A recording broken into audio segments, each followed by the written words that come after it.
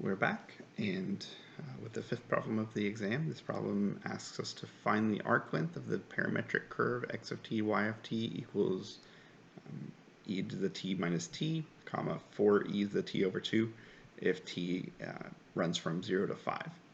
So that e to the t minus t, that tells us what the x coordinate does. For e to the t over 2, that tells us about the y coordinate. So for arc length, we have a rather simple formula. It's the integral from the bounds that were given, 0 and 5 in this case, of the square root of x prime of t to the second power plus y prime of t to the second power dt. So not really much work to do here at all. When you do the integral, or I'm sorry, the derivative of x of t, we'll get e to the t minus 1 will be raised to the second power. Then the derivative of the y term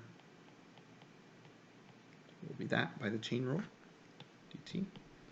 So I don't see a way to do this directly, or a quick way to do it, so I just want to multiply all the stuff out inside the root and see what happens. So e to the t times e to the t is e to the 2t plus 2e to the t. I'm sorry, that's a minus.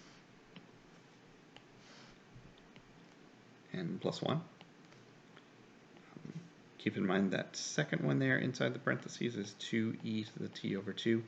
If I square that, I get 4e, and the exponent is, I have e to the t times, e to the t over 2 times e to the t over 2, so if I add those together, it's just the first power of t there. Okay, so we're getting somewhere, maybe. We can combine some like terms inside.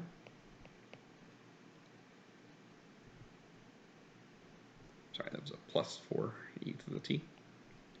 So we've got e to the 2t plus 2e to the t plus 1 dt. Now that's inside the root is something that is squared, so it's easy for us to tell. It's just e to the t plus 1 squared dt, which just gets rid of the root entirely.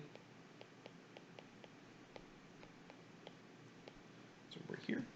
If we integrate, we've got e to the t plus t.